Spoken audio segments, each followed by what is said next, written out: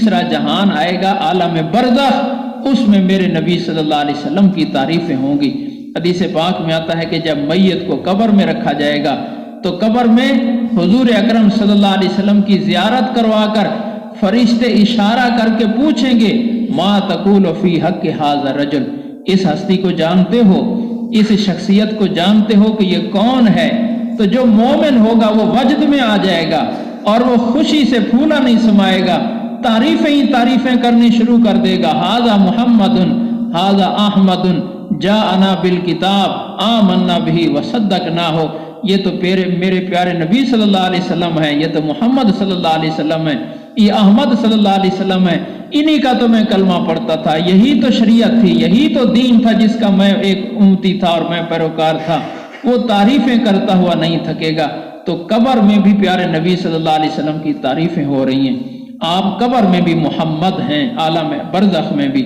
اور پھر چوتھا جہان عالم آخرت کا، کہ جب اللہ تعالیٰ کا غصہ عروج پر ہوگا، ابھی انسانیت مجرم کی حیثیت سے پوری کی پوری انسانیت اللہ پاک کے سامنے حاضر ہے اور ابھی حساب کتاب نہیں شروع ہوا، اللہ کا غصہ عروج پر ہے، اور اللہ پاک کا غصہ اس اتنے عروج پر ہے کہ کافر بھی تمنا کر رہے ہیں کہ یا اللہ ہمیں دوزخ میں ڈال دے، یہ ہمیں منظور ہے، اپنے اس روب اور غصے سے ہمیں نجات عطا فرما دے۔ تو مسلمان کافر ساری کی ساری انسانیت مل کر اب مشورے کر رہی ہے کہ اللہ پاک کا یہ غصہ کون ٹھنڈا کروائے گا، کس کو آج جا کر ہم سفارش کرو کہ درخواست کریں؟ تو مشورہ یہ ہوگا کہ ہمارے باپ بھی ہیں، پہلے نبی بھی ہیں، حضرت آدم علیہ السلام، ان کے پاس چلتے ہیں، شاید وہ ہمارا مسئلہ حل کروا دیں۔ ساری امتوں کے لوگ اکٹھے ہو کر حضرت آدم علیہ السلام کی خدمت میں حاضر ہوں گے، آپ ہمارے باپ بھی ہیں، آپ پہلے نبی بھی ہیں، آپ یہ مسئلہ حل کروائیں۔ وہ معذرت کر دیں گے کہ آج میری مجال نہیں ہے کہ اتنے غصے کی حالت میں اللہ پاک ہیں میں سامنے جا سکوں۔ پھر نوح علیہ السلام، ابراہیم علیہ السلام، سارے انبیاء کے پاس ہوتے ہوئے اور سب معذرت کرتے جائیں گے حتیٰ کہ حضور صلی اللہ علیہ وسلم کے پاس حاضری ہوگی۔ اب جب وفد ہر نبی کے پاس جا رہا ہوگا، ظاہر ہے کہ جو وفد جا رہا ہے وہ تو جا رہا ہے، لیکن جو باقی انسان ہیں وہ اس وفد کی رپورٹ لے رہے ہوں گے۔ وہ وفد گیا تھا موسیٰ علیہ السلام کے پاس، کیا بنا؟ پھر انہوں نے معذرت کر دی۔ پھر پوچھیں گے وفد گیا تھا ابراہیم علیہ السلام کے پاس، کیا بنا؟ انہوں نے بھی معذرت کر دی۔ ہر بندے کے چہرے پر بھی مایوسی ہوگی، ہر بندے کی زبان پر بھی مایوسی والا جواب ہوگا، لیکن وہ وفد جب نبی پاک صلی اللہ علیہ وسلم کی خدمت میں حاضر ہوگا تو حضور صلی اللہ علیہ وسلم ارشاد فرمائیں گے کہ ہاں میں آج اس مقام پر ہوں اور میں انشاءاللہ انسانیت کا یہ مسئلہ حل کرواؤں گا۔ تو اللہ پاک کے سامنے حاضر ہوں گے، سجدہ کریں گے بڑا لمبا، پھر اللہ تعالیٰ کی حمد اور ثنا کریں گے اور پھر درخواست پیش کریں گے کہ یا اللہ یہ ساری انسانیت میری پاس حاضر ہوئی ہے کہ آپ ان کا حساب کتاب شروع فرما دیں۔ تو اللہ پاک حضور صلی اللہ علیہ وسلم کی سفارش سے حساب کتاب شروع فرمائیں گے۔ اب جب حساب کتاب شروع ہوگا، اب سارے لوگ ایک دوسرے سے رپورٹ لے رہے ہوں گے، کیا بنا؟ حل ہو گیا جی، مسئلہ حل ہو گیا جی، کام بن گیا جی، حساب کتاب شروع ہونے کا اعلان ہو گیا جی، اعلان ہو گیا حساب کتاب شروع ہونے کا۔ کس نے کروایا؟ اگلا سوال یہ ہوگا، ہر بندہ دوسرے سے پوچھ رہا ہوگا مسئلہ کس نے حل کروایا؟ اس نوجوان نے جس کا نام تھا محمد، جس کا نام تھا محمد۔ تو گویا اس دن کوئی ازلی سے ازلی بدبخت کافر بھی ایسا نہیں ہوگا جس کی زبان پر اس دن محمد صلی اللہ علیہ وسلم کی تعریفیں نہیں ہوں گی۔ ہر مومن، ہر کافر، اس امت کا ہو یا پچھلی امتوں کا، ہر ایک کی زبان پر ایک ہی لفظ ہوگا کہ آج پوری انسانیت کا مسئلہ اگر حل کروایا ہے تو محمد صلی اللہ علیہ وسلم نے کروایا ہے۔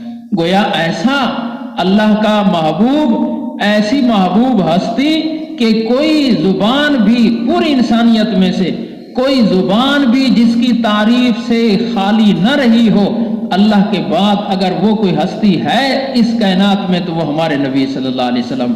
یہ لفظ محمد، تو محمد کا معنی جس کی سب سے زیادہ تعریفیں کی گئیں، عالم ارواح میں بھی ہوئیں، عالم دنیا میں بھی ہوئیں، عالم برزخ میں بھی ہوئیں، عالم آخرت میں بھی ہوئیں۔ اور حضور صلی اللہ علیہ وسلم کا دوسرا نام احمد ہے کہ اللہ کی سب سے زیادہ تعریف کرنے والا احمد.